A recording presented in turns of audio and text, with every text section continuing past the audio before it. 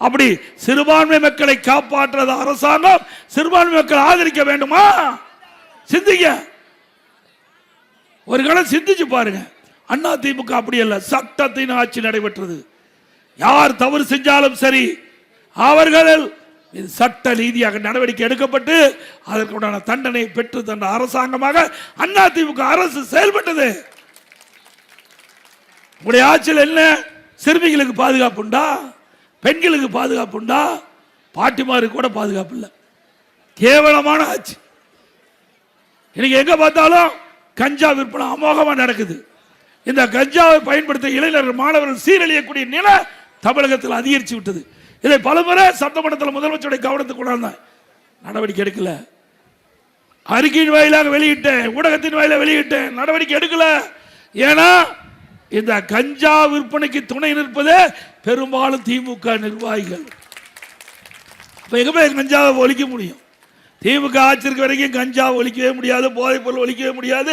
நம்முடைய குழந்தை செல்வங்கள் நம் கண் முன்னே அழிகின்ற சீரழியக்கூடிய நிலை இந்த ஆட்சியில் பார்க்கப்படுகிறது.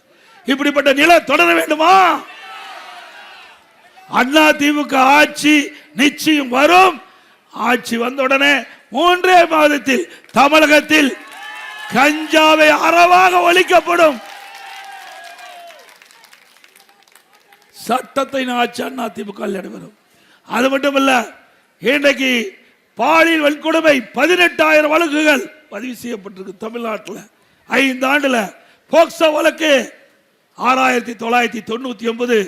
அதெல்லாம் சிறுமிகள் பாலியல் சீண்டலுக்கு உட்பட்ட போக்சோ வழக்கு. 6,900 சிறுமிகள் பாதிக்கப்பட்டிருக்காங்கன்னா இந்த அரசாங்கம் எப்படிப்பட்ட அரசாங்கம் என்பதை பாருங்க. 2 வயசு குழந்தை கூட விட்டு வைக்கல. அந்த குழந்தையை பாலியல் சீண்டல் பட்டு படுகொலை செஞ்சிருக்கிறாங்க. அதே போல விளாத்தி குளத்தில் 10 நாளைக்கு முந்தி ஒரு மாணவி காணாம போய்விட்டது என்று காவல்துறைக்கு புகார் கொடுத்து புகாரை விசாரிக்கல. அடுத்த நாள் அந்த பெற்றோர்கள் மீண்டும் காவல் நிலையத்தை நாடுகிறார்கள், புகார் கொடுக்கிறாங்க. அவர்கள் விசாரணை மேற்கொள்ள பிறகு மாலையிலே அந்த மாணவி சடலமாக மீட்கப்பட்ட பிறகு காவல்துறை பதிவு செய்யப்படுகிறது. இப்படிப்பட்ட ஆட்சி தமிழகத்தில் தொடர வேண்டுமா? எவ்வளவு வழக்குகள், எவ்வளவு பாலியல் குற்றச்சாட்டுகள் தமிழ்நாட்டில் நிலவிக் கொண்டு என்பதை நாம் எண்ணி பார்க்க வேண்டும். இன்னைக்கு அண்ணா திமுக ஆட்சியில் விலைவாசி குறைக்கப்பட்டது. இன்றைக்கு தமிழகம் அண்ணா திமுக ஆட்சி இருக்கின்ற வரை அரிசி விலை உயரல. திமுக ஆட்சிக்கு வந்த உடனே கிலோ 30 ரூபா உயர்ந்து விட்டது. இங்க ஏழை மக்கள் நிறைந்த பகுதி.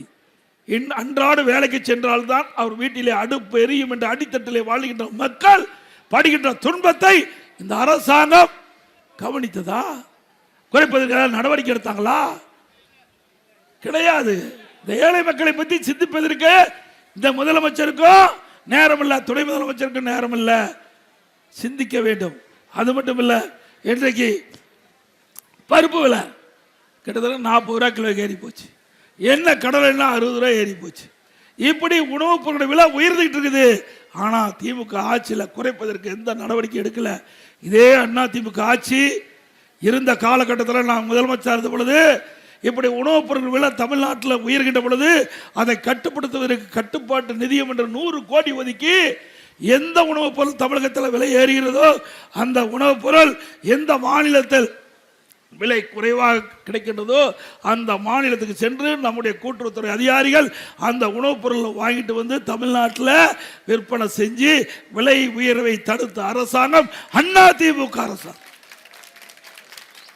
இந்த இயக்கம் தோற்றுவித்ததே பொன்மனச்சம்மல் புரட்சி தலைவர் எம்ஜிஆர் அவர்கள் ஏழைகளுக்காக தோற்றுவித்த இயக்கம். அதை கட்டி காத்தவர் புரட்சி தலைவி அம்மா. ஆகவேதான் ஒவ்வொரு திட்டத்தையும் பார்த்து பார்த்து செயல்படுத்தி அந்த திட்டம் நேரடியாக மக்களுக்கு போய் சேர வேண்டும். அதுதான் அதிமுக ஆட்சியுடைய லட்சியம். அதை நாங்கள் இருக்கின்ற வரை நிறைவேற்றி காட்டணும். அதோட என்னை கட்டுமான பொருட்கள் விலை நம்ம வீடே கட்ட முடியாது. நல்ல கனவு வாங்கிட்ட பொழுது அழகா வீடு கட்டுற மாதிரி கனவு வாங்கிக்கலாம், கனவு வாங்கலாம். நிச்சயத்தில் வீடே கட்ட முடியாது. கட்ட முடியுமா?